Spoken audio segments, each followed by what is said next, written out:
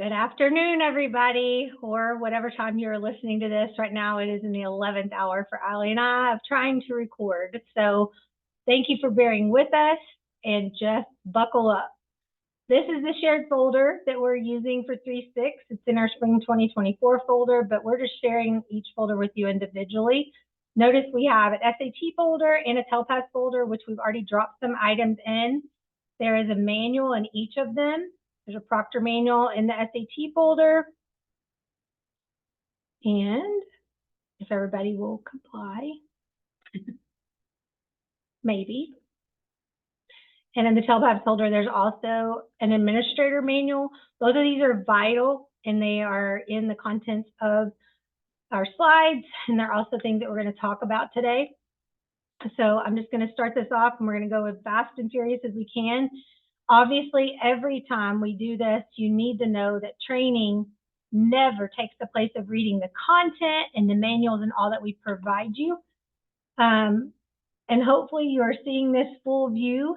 We're making the training available, hopefully Thursday, 2/22, you are going to be seeing this. And then your verification form is due by 2/29. We're unsure right now. We're planning on just having one and telling you what to answer. If you are SAT, we'll say these questions you will answer. I'm giving SAT or TSI. These questions you'll answer. I'm giving TELPAS. These questions you'll answer. I was only responsible for general. So here are things that everyone needs to know. Basically, SAT, all 11th graders not involved in UIL orchestra will take the SAT March 6th.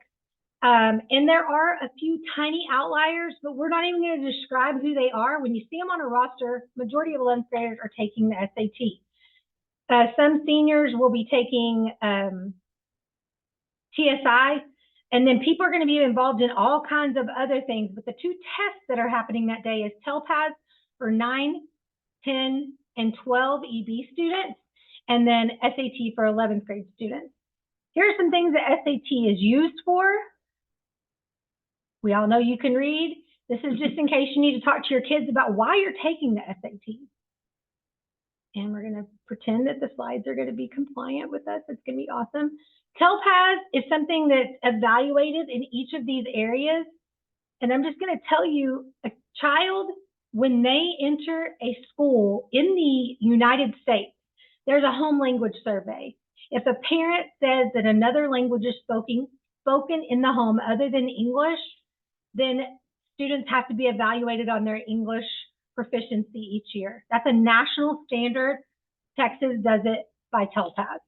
And until you received advanced high in all areas, categories, as well as passing star, a student will always be labeled EB and fall under the jurisdiction of being able to have this performance made by TELPAS. So this is the kids that do Summit. These are the kids that have, we're constantly working on their English language acquisition skills. So just some things to educate your kids with. If a student was born into the United States, they have a grasp on the English language, and they need to grow each year. And we need to get them to that place that we can exit them out of that EB status.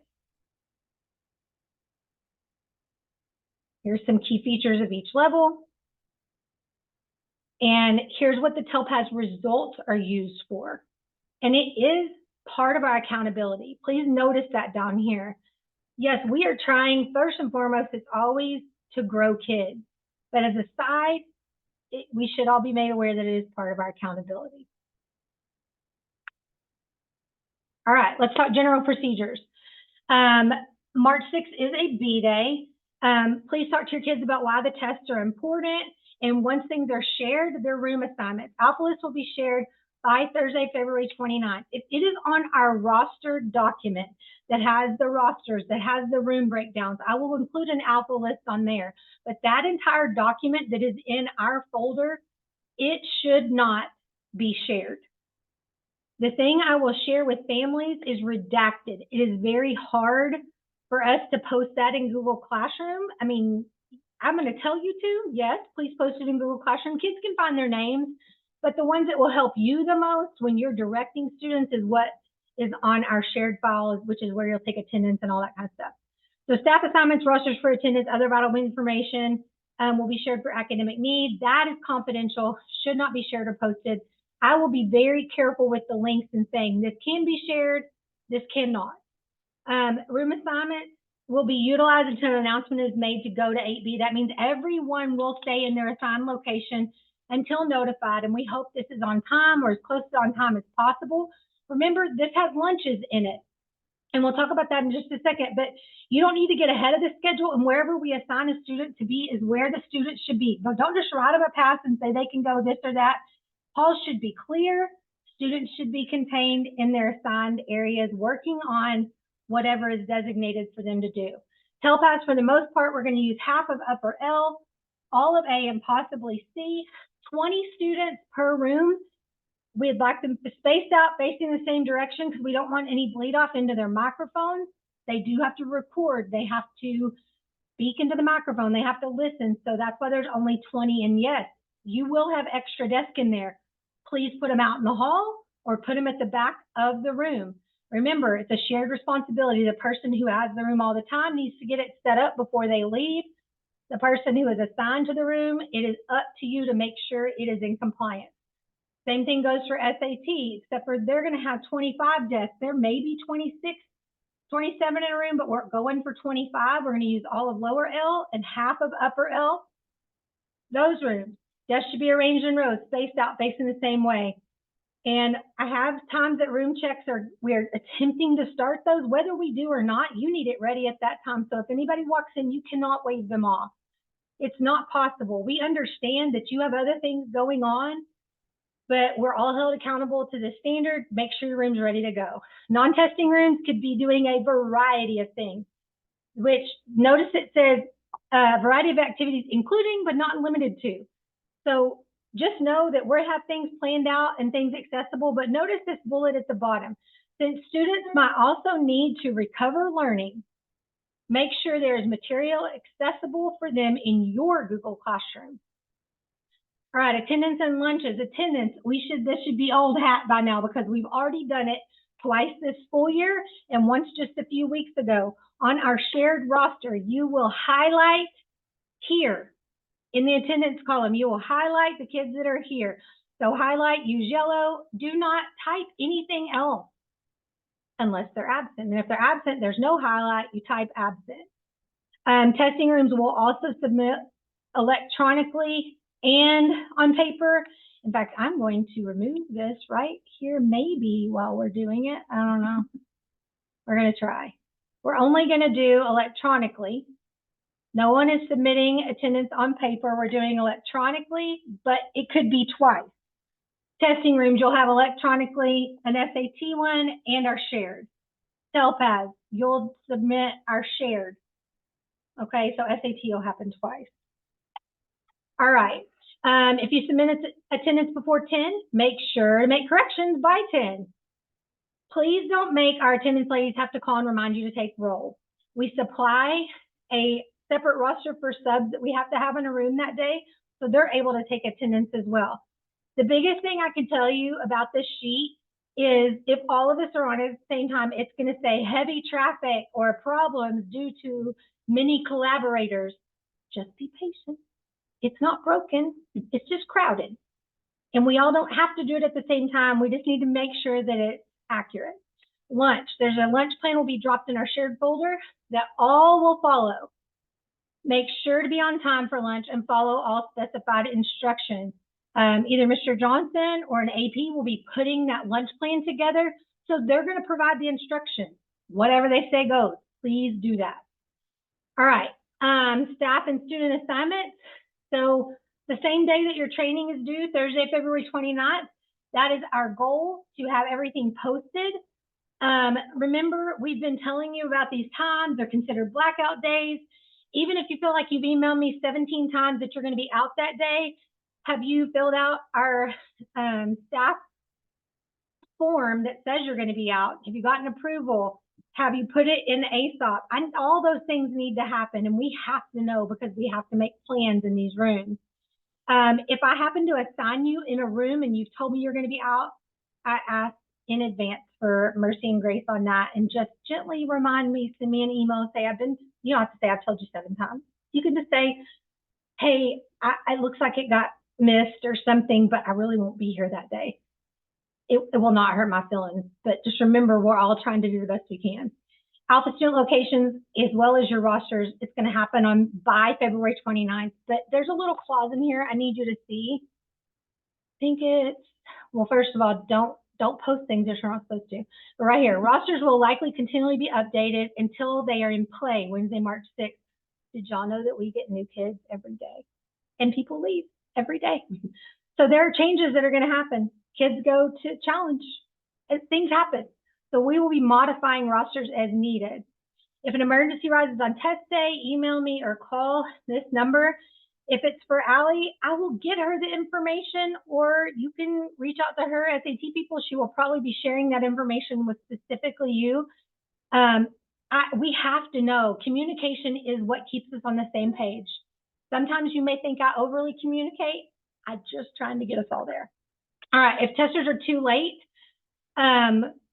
we'll follow the same assignment. I mean, that doesn't sound right. Okay. As non-testing rooms, sounds really bad. Okay. So if a kid comes and they are rostered in a non-testing room, Miss Bianici and whoever is up there with her will make sure they're checked in. They'll notate their roster, and then they will be escorted to their room. If it's too late to test, we've got some holding rooms, E1, E2, ROTC. We've got places that those kids that are on a roster for a testing room, we're going to move them there, because once it hits a certain time, we can't hold a room and keep us from starting. It will delay everything in this process. The staff in these rooms will confirm that the attendance on the kid's original roster has been notated with the time in the shared sheet. All right, moving on to TELPAS. So if you were people and it said general by your name, your training is complete. On your verification form for questions after this, you will just put that I only was required to do general. Remember, we have a spreadsheet. We're sharing it. It tells you which one you have to do, so we know. So slides 1 through 10 are for you. TELPAS people, here's where we keep going. We've said it again, TELPAS, your testing procedures, training does not take the place of your manual, okay? So up here in our shared folder, maybe, yeah. When you go to TELPAS, I have it here for you, or you can download it with the link in this slide. So we're gonna keep moving on, trying to. Notice Allie and I are in my office, but we're using a different computer because mine has died. So excuse the mouse that's going backwards. It's all fun things for all of us today. All right, so preparing to test. These are all in pages in your manual. Just remember that you are implementing the correct procedures and that you have to maintain the security. All those things that we signed our oath about, they are in play at this time. Report violation of test security. Do not, I skipped backwards right here, but do not record, electronically capture, nothing. If something goes wrong in someone's test, even if your intentions are great and you say, I'll just take a picture of this and run its value. No, don't do that. No, that's electronically capturing, and that is a regularity, major no, it's got to be reported. So if you have that problem, get your assist, have your assist bring the child there. If the assist can't fix it, they will bring the child as well as their ticket, and they'll come see me. But a lot of times your assist can help you. Guys, when they can't log in, something that happened a lot last time is somebody tapped in the wrong TSDS number, or they've missed a digit on the session ID. So make sure you're looking at those things. Okay. This is more on the preparing to test. You need to become familiar with the manual, and here are the breakdown. A lot of the manual is repetitive from our security training. This is the meat of it that is not. I will just tell you that. Students have been provided opportunities to review different forms of practice for TELPAS, so they kind of know how this is going, and Summit has helped prepare them for this as well. So this slide just reminds you of students kind of know you're still the person that's over the room, guide them through it, do what their directions say, read all the things, bold is what's read aloud. All right, more things on preparing to test. Notice right here, we always tell you the sentences are shorter, language is simpler, instructions are more explicit. You are permitted to adjust the language and specify brevity of the administration direction to help a kid understand. Basically, you can shorten, explain them further, simplify, or state the information in a different way. You must not change the substance of the information. So if a kid doesn't understand your instructions, if you speak Spanish, try that. If not, then try to make it simpler language for them to understand that they're going to select the best answer that they can. Okay, moving on. Preparing to test, arrange the desk. Right here, ensure that students are sufficiently separated from each other so that they may work without distractions and are prevented from seeing each other's monitor. That is clear cut, goes with any of our electronic tests, by the way. Also, ensure one pair of headphones is available for each student when they get to the place, when multiple students are tested in the same room, which everybody has multiple students in their room, by the way. I just lost my mind. Okay, testing checklist. Everybody has a checklist. This is truly how we survive, stay on the same page, and know that we stay in compliance with all our rules and regulations. Notice it tells you pick up your stuff by 8:05 in 109. We'll be here at 7:45. I will be here earlier, and I'll even make an announcement when we're ready if it's before then. Make sure you check your room. It's ready. Make sure your desks are ready. Tape up your do not disturb sign and go through. You can place the tickets on the desk with their headphones.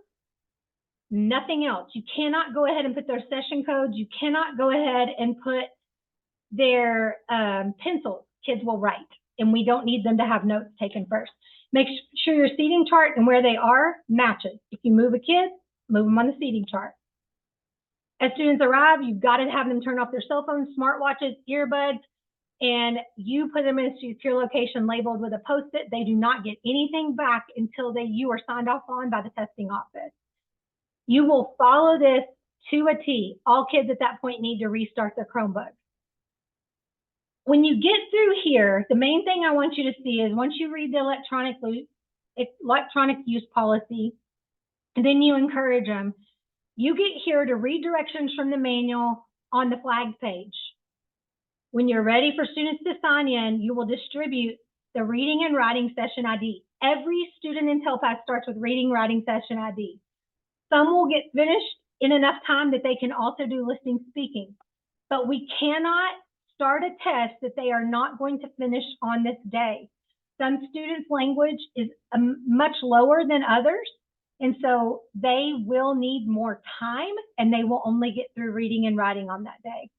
So do not give both session codes. Everyone starts on reading, writing. Once they're finished, you'll record the beginning time, but once they're finished, you'll also record the stop time. Okay, I'm going to pretend we're all going to read and be on the same page. It's all going to be good. We're going to get your test tickets, the kids that are absent, all the things. Everybody signs the room log. I'm just spouting off things that are on this paper, but I know you can read. When a kid finishes reading and writing, be right here with me. Take their ticket and take their scratch paper and take their session code, document the time on the roster, and then the beautiful thing that happens is you will hand them their listening and speaking session ID on purple paper and fresh scratch paper, so don't take up the pencil. All right, then you follow that same policy. Notice right here, if students are able to finish reading and writing portion by noon, that's super important. If it is 11:55 and they're still working on reading and writing, they're not going on to listening, speaking. You don't have to wait for noon. Let's say a kid finishes, they finish by 9:45. They're finished with reading and writing. Great. Get them started on listening, speaking, document your time. All right, we reiterated again here the lunch instructions. We're all following the schedule. Majority of TELPAS is going to eat third. I'll tell you that right now. Here's how you'll hand things in. Make sure every ticket is accounted for. Make sure everything on this checklist is accounted for. I can't tell you how many times we had to send people back to their room because they didn't follow the checklist and they didn't bring everything down. Sometimes it's just a simple overlook. Sometimes you just didn't read. Please do both, okay? All right, that is all for TELPAS. Now I'm handing it over to Allie. We are flying fast. So if you were a TELPAS person, you were responsible for slides 1 through 20. So SAT, yours were 1 through 10, and now you pick up with 22. Take over? Yes, take over. Okay, I have to get used to them now. Okay, here's a couple of things that if you're giving the SAT, I need you to do before March 6th. The first thing is there is a proctor manual, which is amazing because we didn't have a great one for the SAT. And I even put in there the pages that you can read in the proctor manual because some of it just relates to my job or technology coordinator, and you don't need to read it all. But readers are leaders, so please read the pages that I included. And Valerie also included that in our folder. If I click on it over here, it's there, right? Okay, go back. Okay. And in the SAT, oh no, what did I do? Here we go. See, I'm new to this. In the SAT folder, when it gets there, it's all in here in the proctor manual. So I would just, when you get there, you can type in those pages and it'll take you straight to where you need to go. Okay, I'm getting used to that, sorry. There's also a checklist for our campus, and I'm going to show you a different checklist in a second, but this is the one when I say for our campus, meaning it includes all the stuff that you need to do, not only for the SAT to proctor it, but also all the things you have to do just on our campus, to take attendance, to follow lunches, to all those things. And so you're going to get this on the day of the test, and we adjusted it a little bit since the PSAT, but if you gave the PSAT back in the fall, it's really similar. There's just a few things that changed. So hopefully a lot of you will already kind of be familiar with the process of that day, and reading over it would be great before you get to March 6th. And then the last thing is if you have any questions, please ask me, because the SAT is all digital now. It's all brand new for all of us, and so there are no dumb questions, because if you're asking it, chances are I am probably asking it too.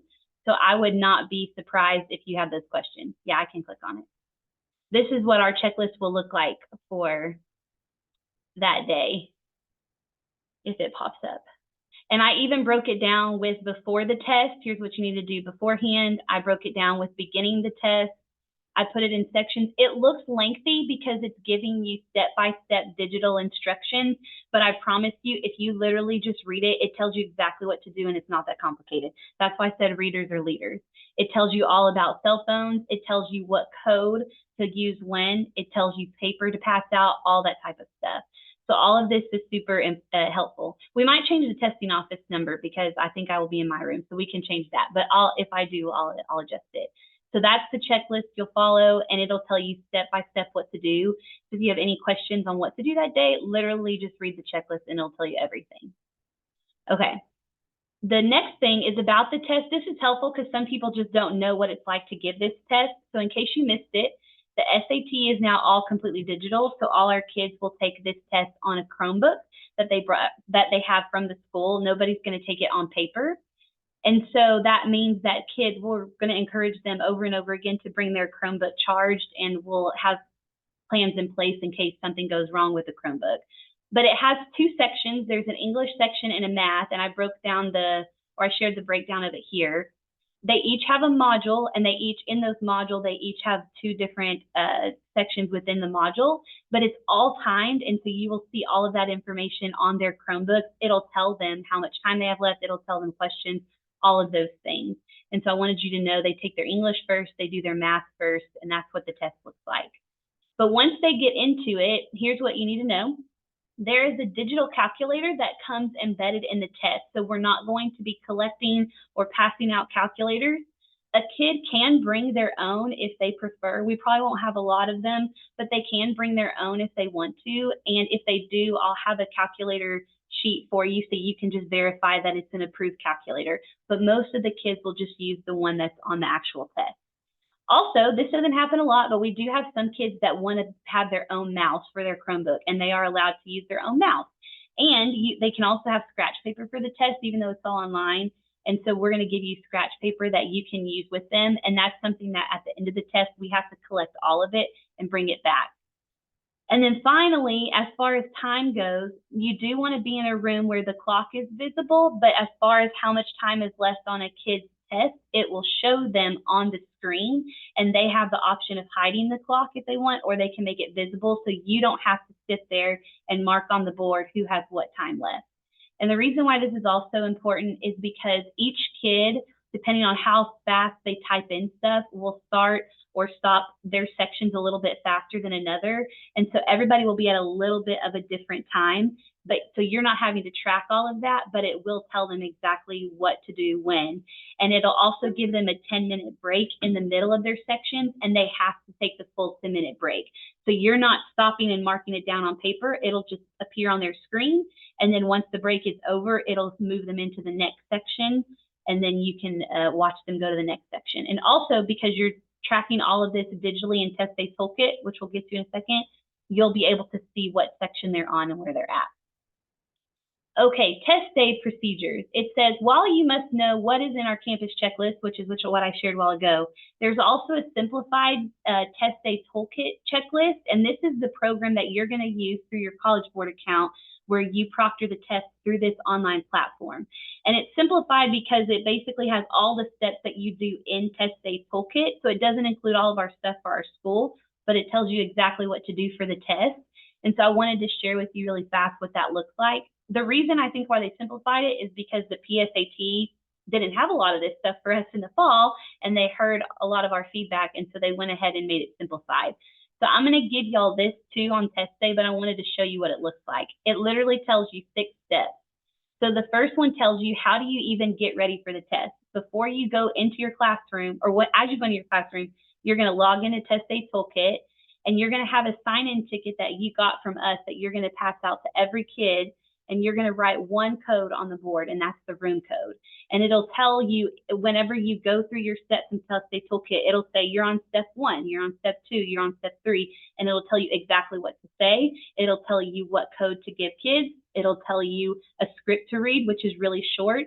And so as long as you follow these steps, it'll have all that information. There's also a part in Test Day Toolkit where you take attendance, and you have to do this because this is how College Board tracks who took our test, and also how to bill us based on who took the test.